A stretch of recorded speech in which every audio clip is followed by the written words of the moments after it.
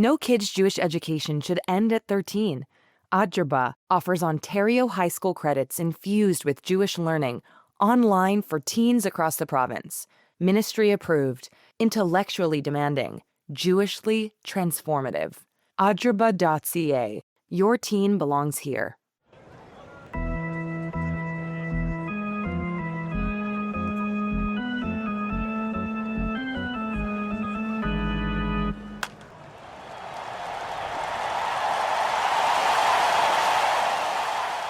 Hey, everybody, with the Menschwarmers. I'm Jamie. I'm here with my co-host, Gabe. Gabe, how you doing, buddy? I'm doing great. It's a new year. It's 2026. 5796 continues to run a pace, but now the other calendar has caught up to us. It's too late to be wishing someone a happy new year. I think Larry David taught us all that, you know. The statute of limitations it is the new year. Passed. I guess you weren't wishing anyone a happy new year. You were just acknowledging that it is a new year.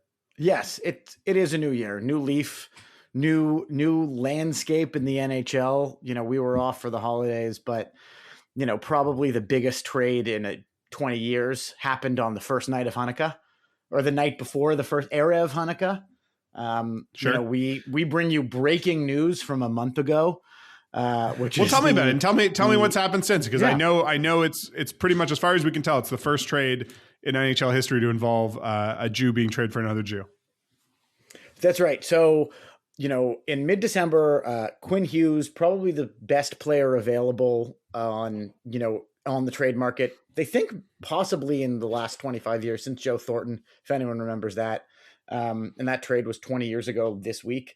Quinn Hughes, Vancouver's captain, was traded to the Minnesota Wild for a bundle, including the big part of the trade, Zeev Buium, U.S. national junior team hero and covered in Hebrew tattoos guy, Zeev Buium. Big prospect. Big prospect, yeah. One of the top defense prospects in hockey, who modeled his game after Quinn Hughes, was then traded for him and has now been on Vancouver. And Quinn Hughes has fit in very nicely with Minnesota to sort of share the trajectories of both teams. Since the trade, Vancouver has lost 11 games in a row. Wow. And which is fitting after giving up on a generational talent, the true generational talent in Quinn Hughes. Since he got to Minnesota, he's basically been one of the best players in the league, as he was before. He's back to his old self. He is controlling the puck more than anybody else in the entire league. He's averaging a point a game as a defenseman, which is spectacular. And I believe they are 8-1. In regulation time after the trade. Among the tops in the Western Conference now, Minnesota. Yes. Colorado has been the best team in hockey. They are, I think Jews now can become Minnesota fans. There are a lot of Jews in Minneapolis. I know many Jews in Minneapolis, several of them who I assume now know that Quinn Hughes is Jewish. I do like that the memes of how unphotogenic he is have made their way to Minneapolis. Right. Quinn Hughes, I have seen those memes going around where it's just like it's like Quinn Hughes going through all the emotions during every game. Vegas 1,000-yard stare. He's been to war. Yeah. Or, my night at the casino as told through Quinn Hughes photographs. Right. You win money, you lose money. And at the end, you have the 1,000-yard stare. The memes have made their way. There was a great post right after he got traded, in the Minnesota Wild fan base that said, "Does he always look like this?" Which they didn't expect. Zeev has been okay as a rookie. He's been, a little inconsistent, but getting better and better. Unfortunately, Vancouver stinks, to put it lightly, that they're bailing on their captain. And it's so hopefully they get better for our Vancouver listeners' sake. But it doesn't look good. Zeev Buium has got his work cut out for him. But that's some nice solace, I would say, for Jewish sports fans out in Vancouver, Jewish Nucks fans, that they have, a prospect who should be on the team for the next, decade, potentially 5-10 years, who, he's a first round pick a year and a half ago, should be someone who the fan base can rally behind and root for. And, very vocal, open about his Jewish connection growing up and, great to see. as part of this, and we want to give a shout out to Jewish hockey reporter for the Rangers and Islanders, Johnny Lazarus, for being the one to point this out or to figure this out in an interview with Zeev. Vancouver Canucks just traded their other Jewish player, who we just learned was Jewish, half Jewish, half Japanese, Kiefer Sherwood, who we can confirm doing our genealogical research. His dad is Jewish, was raised Jewish. And Kiefer was just traded to the San Jose Sharks. It's all another big trade. He is going to be an impact player for them. Kiefer Sherwood is a great, like a power forward, a grinder, a real tough MFer. Yeah, not very many Jewish Kiefers. Speaking of hockey and Jewish hockey players, the Olympic hockey rosters have been revealed, and it looks like we have a few Jews on both the American and the Canadian squads. For the men, for both the men and women's squad on the Americans, but none for the Canadians, it looks like. None for the Canadians. The snubbing of Zach Hyman continues apace. Since he was left off the team, admittedly, he has been injured for a good portion of this year. The injury he suffered at the end of the playoffs last year brought him back late, took him a little bit to warm up. But as of this recording, since his snub, I believe he's got 6 goals in the last 5 games and continues to play like his 2 years ago self. Yeah, he's currently sitting at 31 points in 31 games. So, point a game guy, which is actually slightly better than his 54 goal season when he only had 23 assists. So, again, like if he's contributing at this level, like somewhere around a point a game, half a goal a game, that's a huge contribution to a team that's, once again, looking to make a deep run, maybe take down Florida at 3rd time's the charm. Yeah. If Florida even makes the playoffs, it's maybe I'm not falling for that know. again. We all know Florida will turn it on in the last 30 games. That's true. They can do whatever they want, whenever they want to, win 20 in a row and then be back in the playoffs. But, Hyman, he's been playing spectacular. Maybe he'll get a call, if a couple of guys go down. Connor Bedard is there, not Jewish, obviously. He's making a case for that. But Hyman, I would say, the taxi squad, as they say, the 3 players they're allowed to bring in case someone gets hurt during the tournament, he could absolutely be on the taxi squad. It wouldn't surprise me. And I think a lot of people want him to be there as someone who plays well with McDavid. Right. Canada's best player and his regular line mate. So it's possible. But let's talk about Team USA, where there are lots of Jews on the team, including the aforementioned Quinn Hughes. And his brother as well, correct? And his brother as well, Jack. May or may not be dating Tate McRae, Jack Hughes. And joining them as well as Jeremy Swayman, goalie for the Boston Bruins. Does he look like he might be playing some of the games? Like with a goalie, it's always tough because you take 3, but is he lining up to start a few games in the round robin? Connor Hellebuyck is definitely going to start game 1 and every elimination game. It is possible Swayman gets, Denmark or Latvia or one of the not very, not fully competitive teams just to get him some work and the honor of playing. But it is Connor Hellebuyck's job to lose. If he gets hurt, however, anything is possible. Interesting. And what about on the women's side? Who's going with the Americans? So on the women's side, we could talk about the men's side. There's one more thing to talk about in the middle, but on the women's side, Aaron Frankel, who has probably been the best goalie in the world of either gender so far this year, both in the PWHL, and was dominant in the World Championships last year for Team USA, is likely to be the starter. Which is pretty freaking excited. We haven't had, she is a true Jewish superstar in women's hockey. Of maybe Jeremy Swayman in his best year could aspire to that. But she is very much likely to be the number 1 goalie for maybe the entire tournament and an early MVP candidate, as she was debated for the World Championship MVP last year. She was great. And she's the goalie for the PWHL Boston team. Yes. Now the Boston Fleet. I'm not sure I love that. Not sure I love the Fleet. No. I remember when we had Kaylee Fratkin on the team, they were called internally the Boston Wicked, which I think is a little cooler, especially given all of the local tie-ins. They could have, won for good and so on and so forth. I think Steven Schwartz would have sued them. Yeah, maybe. But that's exciting. Frankel, Aaron Frankel is, shaping up the Green Monster out in Milano. The Green Monster herself. That's what she's been calling that makes sense. It makes sense because it's short. It's a shortened ice, so it's similar to Fenway where it's weird dimension ice. She should. You got to throw in the ice in Milan Cortina. It's only a couple of feet shorter, but the green monster continues to do it. She is probably still the best goaltender in the world. She's won the last 2 gold medals. They went undefeated last year, and she is absolutely going to be the primary goaltender for Team USA. So and Gabe can say this with actual veracity because he is a season ticket holder for the Toronto Spectre. I am a Toronto Scepter season ticket holder. That's true. It's funny. There is on the Scepters, or sorry, not on the Scepters, on the Vancouver Golden Eyes, a Rosenthal who is not Jewish. As far as we can tell, Gabby Rosenthal. We've looked into this greatly.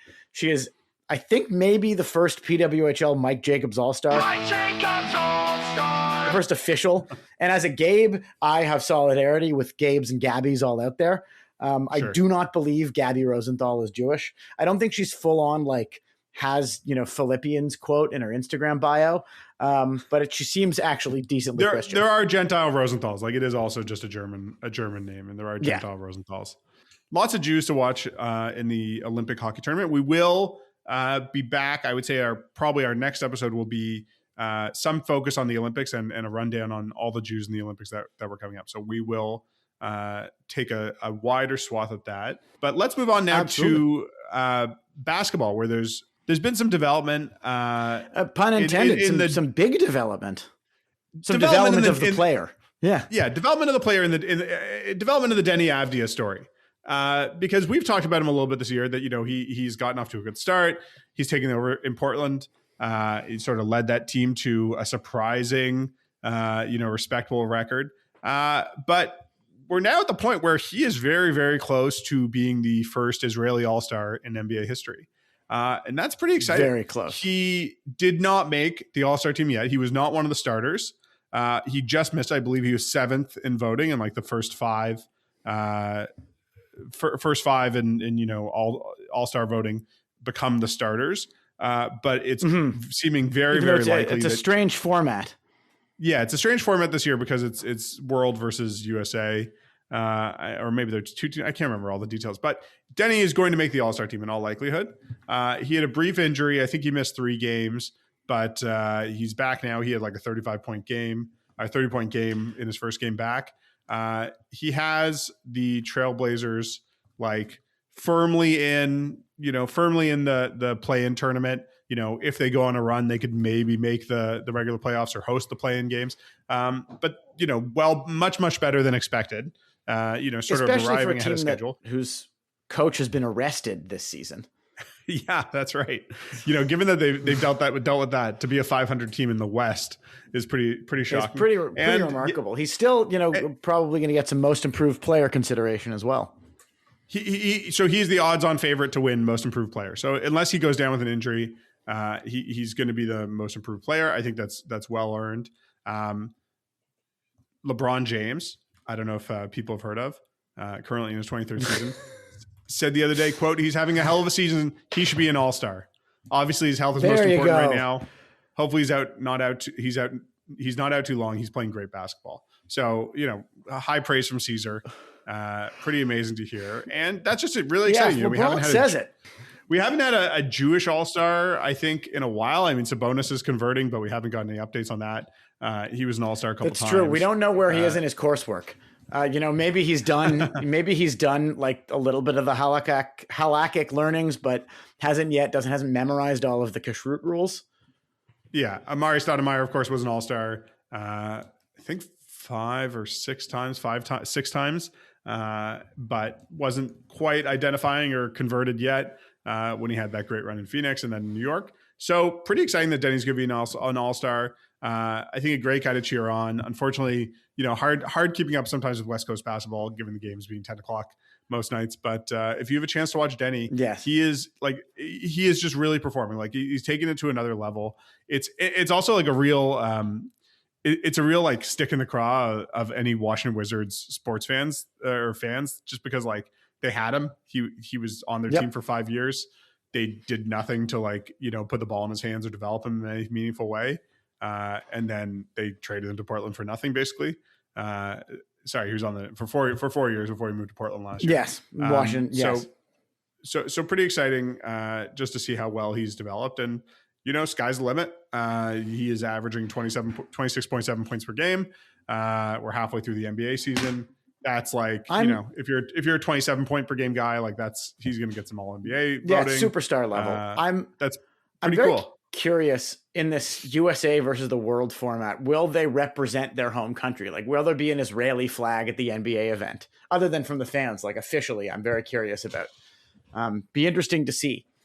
Yeah, will be interesting to see. I mean, there definitely has been some, I don't want to say like backlash, but like, I think there's a reality of being like an Israeli athlete these days, especially if you're someone who plays outside of Israel. I think that's true of Jewish athletes as well, of like there being some focus on you. And like, I have seen people chatter online of just like, the typical sort of, anti-Zionist stuff against Deni and not being able to support him or vote for him for the All-Star against team. Deni, but not just against Zion.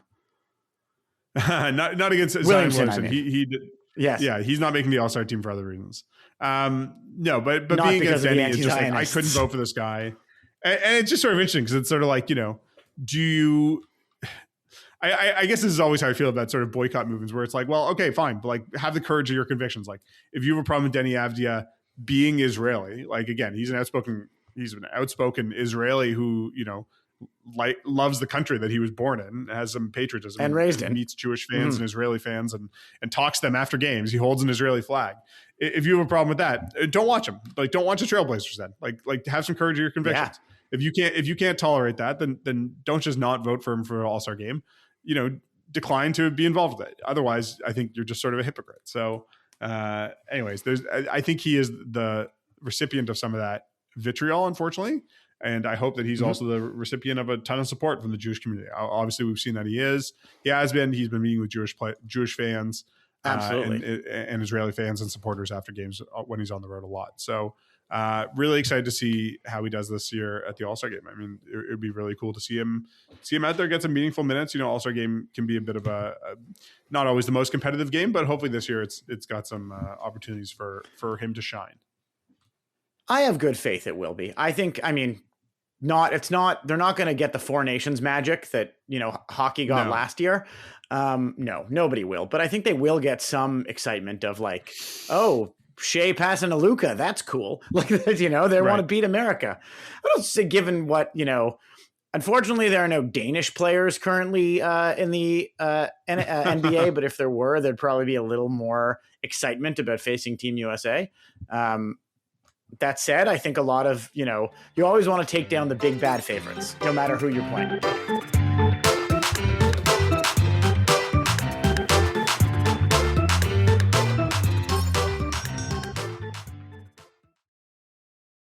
Before we go, just want to check in briefly on baseball. Unfortunately, we were hoping last time we would have more WBC news about Team Israel. We haven't really gotten any big announcements. Dean Kramer is been announced to rejoin the team. Yep. No surprise there. He pitched for Israel before. Unfortunately, Israel will not have the services of friend of the pod and former Menschwarmers guest Alex Bregman, who will be suiting up for Team USA. I think that was good for him. That is his home country and the one of the best teams in the world. Breggy signed a big deal to go to Chicago. Big mazel tov for him. Big Jewish community in Chicago. Yeah. Lots of people will be happy to see Northsider in Chicago. I don't think the last Jewish Cub I can think of is, I think Scott Efros played there for a couple of years, but I don't think there's been, a Jewish field player in a while for Chicago. But it's nice. Bregman's going to be a star and they're going to love him there. Yeah, when I think of Jewish Cub, I only think of Steve Goodman. So I think that's it's true. Not quite. I only wish Steve Goodman was still alive to see Alex Bregman play for the Chicago Cubs. Do they still sing the blues in Chicago? Yeah. Hopefully they're flying the Go Cubs Go guy. That's. Oh wait, Mike. Not Dying Cub fan, lesser quest. On the pod. Can you reach out to Steve Goodman's people, see if he can come on the show? The estate of Steve Goodman. What a great songwriter. What a great songwriter. Oh, he really wrote fantastic. Some beautiful songs about being a fan of trains, a losing baseball team, and trains. A train. Don't forget the trains. Yeah, a really famous train. So, anyways, the point is, this is exciting for Bregman. I'm glad that he's out of Boston because I hate the Red Sox almost as much as I hate any team.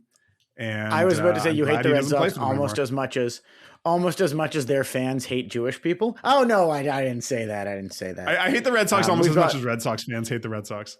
Yes, these days, that's a good way because they traded Rafael Devers for nothing, and they only got 1 year of Bregman.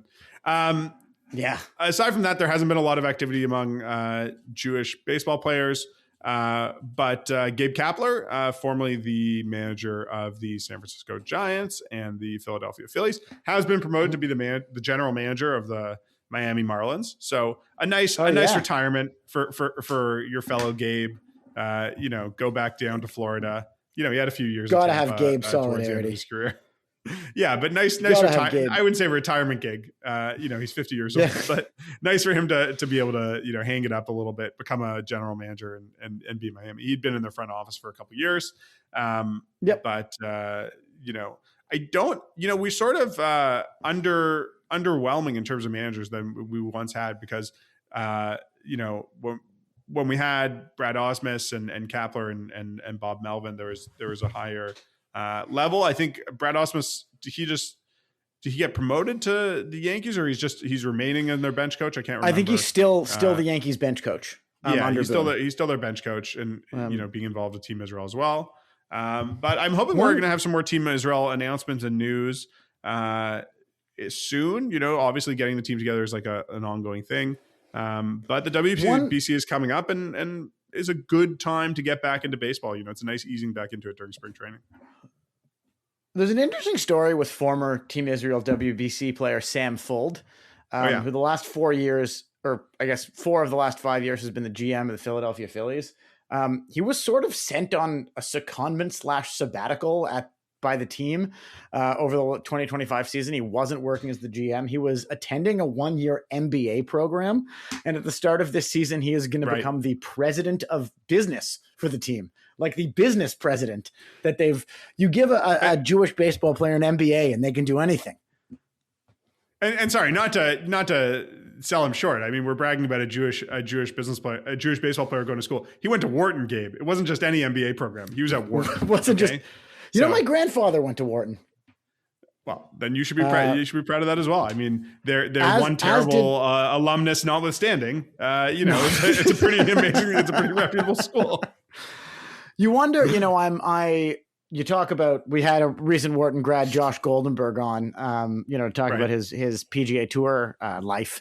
But he's another Jewish Wharton grad. In the business world, it's exciting. There's dozens of them. Dozens. Yeah. Before we go, I want to do a quick rundown on the golfing world. Now that you mention it, because it's the start of the PGA. It's the start of the PGA Tour season. I think you have to be like a certain level of sicko, which is to say, you and I, to be caring about golf in January. That's us. The Amex, we're doing it. Amex is a great tournament, and I have played more than one of the courses that they play at the Amex. Absolutely. Daniel Berger was not in contention necessarily, but he finished a few shots back at the Sony. He got close. The first tournament. I think he ended up tied for 6th, maybe. He had a 64 in round 4 and was just a few shots back of the ultimate leader. He is playing in the Amex, as is Max Grazerman. Max Homa is not. I'm not sure if that's that he doesn't have the points to make it or not. I think Amex is not so hard to get into, so probably just I think he still has status because he's won in the last 3 years. But I'm not sure if Max has, he has to choose his exemptions. He might not have status at every tournament. He might just have a certain number of entries. One thing that's he does have entry into the Masters, I believe, this year because he finished in 12th last year. That gives him automatic entrance. I don't know what that will mean for his entry into the other ones, because as you'll recall, last year he just missed out on the U.S. Open. He didn't play in the Open Championship. Again, if he has some good results in some of these early tournaments, it shouldn't be a problem getting into those. But he needs to do it. He needs to turn things around and get some scores on the board. I'm hoping this is the year he puts it together. I really have high hopes for Berger. I mean, he came extremely close last year with a number of events. He had this significant back injury, kept him out of the game for about a year and a half. He was back 2 years ago. He's back up now to world number 53, which is pretty solid. And I think he's going to compete and get some top tens and hopefully get a win this year. If he gets into the top 50, that gets him into all the majors. So he's very, very, very close to getting into the majors at 53. Just a couple of good results and he'll be there. Another, I guess, Canadian Jewish golfer, Ben Silverman, unfortunately is back on the Corn Ferry Tour. He will still have a couple of exemptions from various PGA Tour events, but he's not a full-time member anymore, which is a bummer for him, as well as other Jewish golf fans. But we've recently, we've discovered a sort of Jewish golfer. I'm curious to know I know what you think of this, James. I'm curious to know what you think and what our public thinks. But longtime PGA Tour starter of a couple of hundred events, Patrick Rogers. His wife is Jewish, and they had a Jewish wedding, and they seem to also celebrate Christmas, but they also seem to be a proudly Jewish family. So if anyone knows if Patrick Rogers, if anyone knows if he identifies, let us know. He is, pretty much like does he have the title now of the best player without a win? After Tommy Fleetwood? Now that Tommy Fleetwood won? Tommy, he's probably pretty close. Greiserman's actually probably getting up there too. Yeah, that's true. Max hasn't had as long a career, Greiserman. But he's ranked 33 now, so it's true. Greiserman, will be in all the majors this year. And again, he just has to get over the hump. It's like, it's such a unique sport that it's like you can have 95% of a great tournament, but then have one bad hole and you don't win because of that. And that happened to Max 2 years ago when he carded an 8, I think on the 14th hole on round 4.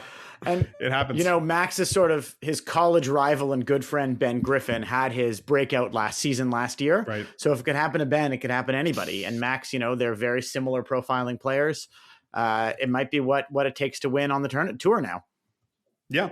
If you want to stay up really late or get up really early, the Australian Open is on right now. A few Jewish tennis players or Jewish-ish tennis players still in contention. Taylor Fritz is still alive. Elena Svitolina is still alive on the women's side, and Denis Shapovalov still alive on the men's side. So some rooting interest there. I personally watch like 50 minutes of the Australian Open per year because it's on at an insane time. So I don't know. Not much I can do about that. I'm not watching tape delayed tennis. Right. I did see that Alina's husband, Gael Monfils, I believe, had the last match of his career a couple of days ago at the Australian Open. He said it was going to be the end. So now she's the breadwinner, and she's got to bring home the bacon. Alina. I guess so. They had a kid a couple years ago, so it wouldn't be surprising for him to say, he wants to take care of the baby, or spend some more time with the family. She's, I think, 32 or 33, so probably towards the end. Towards the end of her career, but still got some tennis left in her. And let's see how she does at this Australian Open. Her sort of second year. I think it's her second full year back after her pregnancy. So it is, she's back, but good for her. I hope she does great. Anyways, let's leave it there for now. Good to catch up on some Jewish sports news.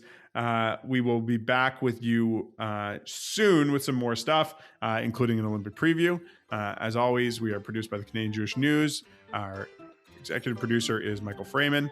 You can find our podcasts and articles on the Canadian Jewish News website, thecjn.ca, and follow us on Twitter @Menschwarmers. Thanks for listening.